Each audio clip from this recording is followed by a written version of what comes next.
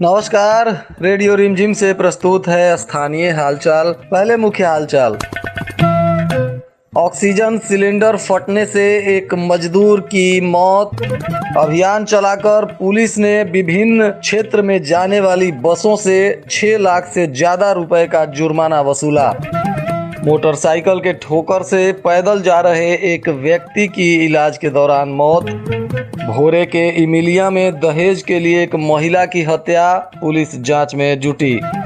अलग अलग शराब के मामलों में लगभग आधा दर्जन लोग गिरफ्तार, सभी भेजे गए जेल।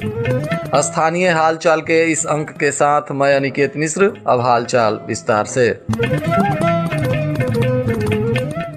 माझा थाना क्षेत्र के अंबेडकर मोड़ के पास एक वेल्डिंग के दुकान में रखे ऑक्सीजन सिलेंडर में अचानक ब्लास्ट हो गया, जिसके बाद इस हादसे में वेल्डिंग कर रहा युवक बुरी तरह से झुलसकर जख्मी हो गया और स्थानीय लोगों के सहयोग से उसे अस्पताल पहुंचाया गया, जहां चिकित्सकों ने स्थिति गंभीर देखते हुए प्राथमिक उपचार के बाद गोरखपुर रेफर कर दिया और गोरखपुर जाते जाते युवक ने दम तोड़ दिया। वहीं घटना के बाद परिजनों में कोहराम मच गया है और पुलिस ने शव को कब्जे में लेकर पोस्टमार्टम कराने के बाद परिजनों को सौंप दिया है। फिलहाल पुलिस भी इस हादसे की जांच कर रही है। वहीं इस घटना में मृत व्यक्ति माझा थाना क्षेत्र के बैकुंठपुर गांव का रहने वाला धर्मदेव राम का बेटा अनुज राम बताया जा रहा है।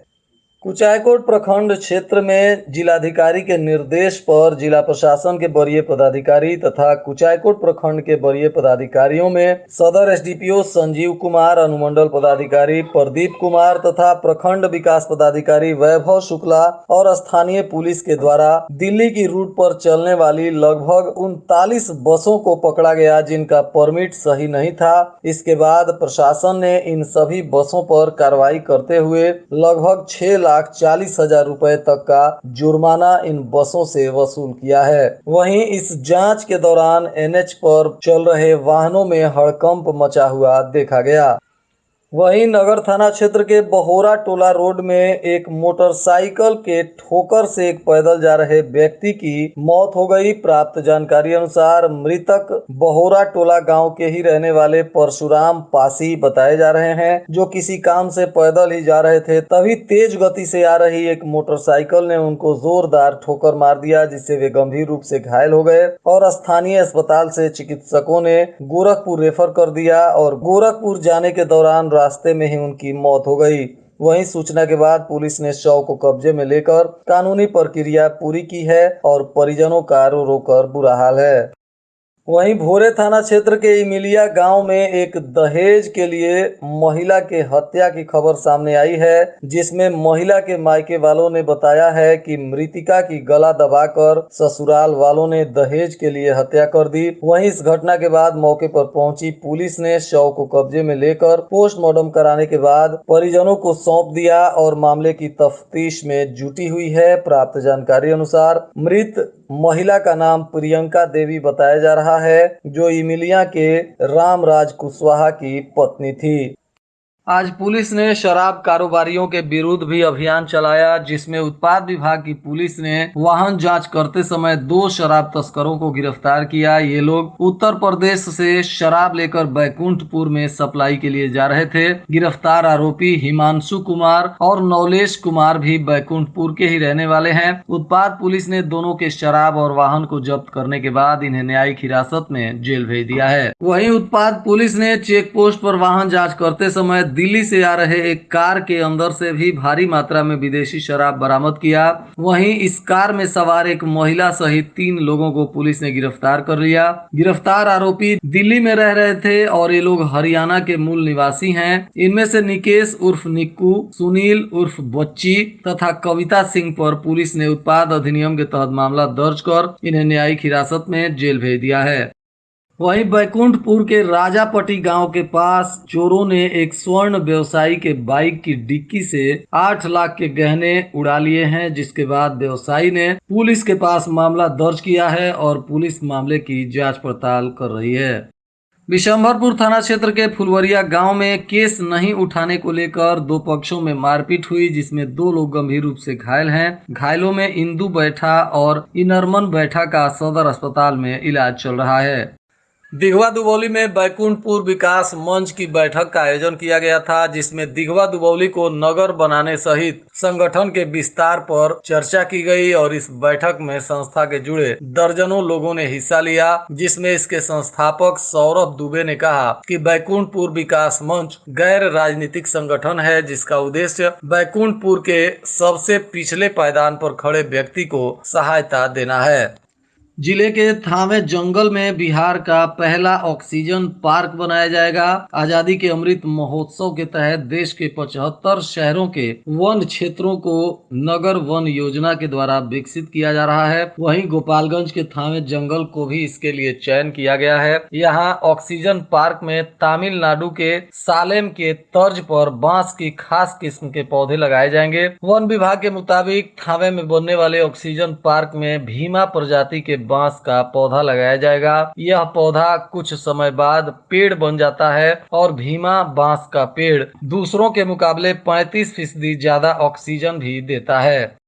कुचायकोट प्रखंड के स्थानीय सभागार भवन में शुक्रवार को एक विदाई समारोह कार्यक्रम आयोजित कर यहां प्रखंड से स्थानांतरित पदाधिकारियों और कर्मियों को विदाई दी गई। आयोजित विदाई समारोह में पदाधिकारियों और कर्मियों को पुष्प गुच्छ तथा अंग वस्त्र देकर उनके उज्जवल भविष्य की कामना करते हुए विदा किया गया। बताते चले कि यहां से पदाधिकारी और लगभग 3 दर्जन अन्य कर्मियों का तबादला हुआ है। इन कर्मियों की विदाई समारोह को लेकर इस कार्यक्रम को आयोजित किया गया था, जिसमें कुचायकोट के अंचलाधिकारी उज्जवल कुमार चौबे, बीपीआरओ नीतीश कुमार, सीडीपीओ शोभा रानी, बीसीओ ओम प्रकाश शर्मा सहित सभी लोगों को विदाई दिया गया। आम आदमी पार्टी के जोनल प्रभारी सुशील सिंह शुक्रवार को गोपालगंज पहुंचे हुए थे। इस दौरान आरआर मोड़ पर स्थित एक निजी विद्यालय के प्रांगण में जिला प्रभारी आशुतोष मिश्रा के नेतृत्व में सभी विधानसभा क्षेत्र के कोऑर्डिनेटर और कार्यकर्ताओं की एक बैठक की गई, जिसमें संगठन को मजबूत करने के लिए रणनीति बनाई गई। इस दौरान सुशील सिंह ने कहा कि बिहार इस वक्त नए नेतृत्व की तलाश कर रहा है और आम आदमी पार्टी ही एक ऐसी पार्टी है जो बिहार को विकसित बिहार बना सकती है, क्योंकि आजादी के समय बिहार सबसे नंबर 1 पोजीशन पर था और आज देश में सबसे पिछले पायदान पर खड़ा है। यहाँ शिक्षा, स्वास्थ्य सहित तमाम क्षेत्रों में युद्ध स्तर पर काम करने की आवश्यकता है।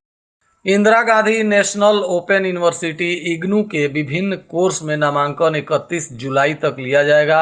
महेंद्र दास महाविद्यालय मठिया नेचुआ जलालपुर केंद्र संख्या 46036 पर 257 विभिन्न कोर्स के लिए ऑनलाइन नामांकन की सुविधा के साथ साथ इग्नू के पोर्टल पर भी नामांकन की सुविधा उपलब्ध है। नामांकन को लेकर अध्ययन केंद्र समन्वयक प्रोफेसर पंचानन तिवारी की अध्यक्षता में शिक्षक, कर्मियों एवं प्रबुद्ध सोसाइटी के सदस्यों ने अभियान चलाकर लोगों को नामांकन के लिए जागरूक किया। इस दौरान विभिन्न हरिजन बस्ती में जाकर SC/ST के छात्र छात्राओं को भी निःशुल्क नामांकन के लिए प्रेरित किया गया।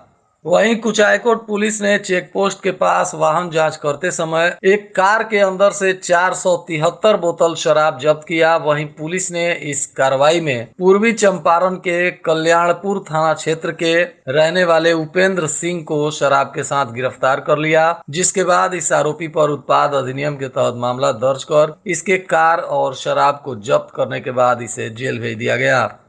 सिधवलिया थाना क्षेत्र के दंगसी गांव में दो पक्षों के बीच विवाद को लेकर हुई मारपीट के मामले में कई लोग घायल हैं और इसी में अमित कुमार के बयान पर पुलिस ने प्राथमिकी दर्ज कर मामले की तफ्तीश शुरू कर दी है।